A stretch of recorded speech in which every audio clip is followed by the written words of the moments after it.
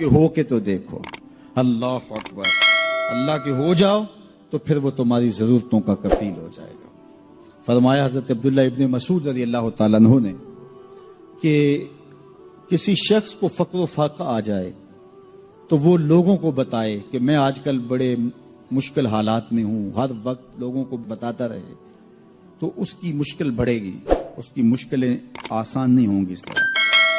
اور اگر وہ اپنی اس مشکل کو کسی سے شیئر نہ کرے بلکہ مصلی بچھا کے اپنے رب سے کہے کہ مالک فقر و فاقہ آ گیا ہے اور اس کا علاج تیرے پاس ہے، اس مرض کا مداوع تیرے پاس ہے.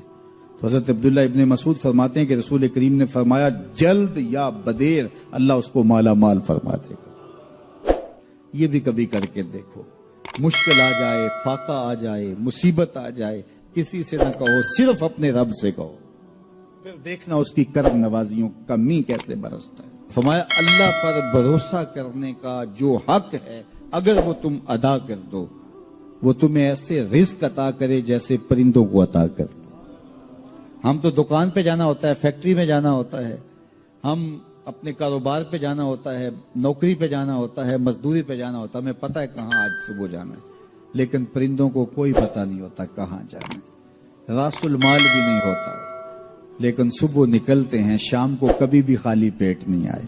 بن توکل پنچھی اڑ دے خرچ نہ پلے زیرا ہو. گھر سے خالی پیٹ نکلتے ہیں، جب واپس آتے ہیں تو پیٹ بھرے ہوئے ہوتے ہیں، اور پھر جو ان کی ضرورت ہوتی ہے اللہ وہ ساری ضرورتیں پوری کرتا ہے، جو ضرورت ان کی ہوتی ہے. یہ شیر کتنا گوشت کھاتا ہے اللہ روز اسے دیتا ہے. یہ ہنس روزانہ سچے موتی کھاتے ہیں، اور آپ مارکیٹ میں لینے جائیں لاکھوں روپے لگا کے تولے ماشے کے حساب سے آپ خریدتے ہیں، پھر بھی آپ کو یقین نہیں ہوتا کہ یہ سچے ہیں یا 2 نمبر ہیں. اور ہنس دنیا پہ کروڑوں جانور پائے جاتے ہیں، روز کھاتے ہیں، صبح بھی، شام بھی، دوپہر بھی، پیٹ بھر کے کھاتے ہیں، اللہ روز انہیں عطا کر. کہا اس پہ بھروسہ تو کر کے دیکھو، وہ تمہاری ضرورتوں کا کفیل ہوگا. اس پہ بھروسہ کرو گے وہ تمہیں وہاں سے دے گا جہاں تجھے گمان بھی نہیں ہوگا. ارشاد فرمایا جو اللہ سے ڈرے اللہ اس کے لیے راستے کھول دیتا ہے، اور اللہ اس کو وہاں سے دیتا ہے جہاں سے اسے گمان بھی نہیں ہوتا. وَمَن يَتَوَكَّلْ عَلَى اللَّهِ فَهُوَ حَسْبُهُ، اور جو اللہ پر بھروسہ کرے اللہ اس کے لیے کافی ہو جاتا ہے، اس کی ضروریات کا وہ خود کفیل ہوتا ہے، اور اس کے کام اس کے ذمہ کرم پہ ہوتے ہیں. تو ہو کے دیکھے اس کا. تو جو اللہ سے ڈرے اللہ اس کے لیے راستے بناتا ہے. حضرت عوف بن مالک رضی اللہ تعالی عنہ الاشجعی حضور کی خدمت میں حاضر ہوئے اور عرض گزار ہوئے کہ میرا بیٹا سالم مشرکین کی قید میں ہے اور میں فاقوں کی حالت میں ہوں. تو فرمایا آل محمد کے پاس ایک سیر جو ہیں، بس اس کے علاوہ ہمارے پاس بھی کھانے کے لیے دنیاوی اسباب نہیں ہیں. کہا صبر کرو اور اللہ سے ڈرو، اور لا حول ولا قوت الا باللہ کثرت کے ساتھ پڑھو.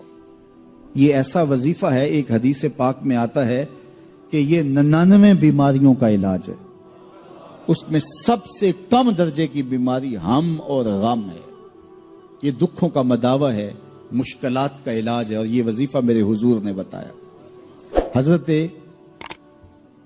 ابو ذر غفاری رضی اللہ تعالیٰ عنہ کو حضور نے 5 چیزیں بتائی تھی. ان میں سے 5ویں چیز یہ تھی کہ ابو ذر کثرت کے ساتھ لا حول ولا قوت الا باللہ پڑھا کرو. فرمایا عرش الہی کے نیچے ایک خاص خزانہ ہے، یہ وظیفہ وہاں سے آیا ہے. یہ زندگی میں معمول بنا لو. جب پھنس جاؤ، مشکلات میں آ جاؤ تو لا حول ولا قوت الا باللہ پڑھو، اللہ راستے کھولے گا. تو حضور نے 3 چیزیں فرمائی، اللہ سے ڈرو، صبر کرو، اور کثرت کے ساتھ لا حول ولا قوت الا باللہ پڑھو. وہ فرماتے ہیں کہ میں یہ عمل شروع کیا، ابھی گھر میں بیٹھا ہی تھا کہ دروازے پہ دستک ہوئی، تو میں اٹھا کہ دروازہ کھولوں دیکھوں کہ کون ہے. تو دروازہ کھولا، دیکھا میرا بیٹا کھڑا ہے اور اس کے پیچھے 100 اونٹ کھڑے ہیں. تو میں نے کہا کہ تم اور یہ اونٹ؟ کہا مجھے موقع لگ گیا، میں ان کی قید سے بھاگ آیا اور آتے آتے ان کے 100 اونٹ بھی ہانک لایا ہوں. وَيَرْزُقْهُ مِنْ حَيْثُ لَا يَحْتَسِبُ، وہ تمہیں وہاں سے رزق دے گا جہاں سے تمہیں گمان بھی نہیں.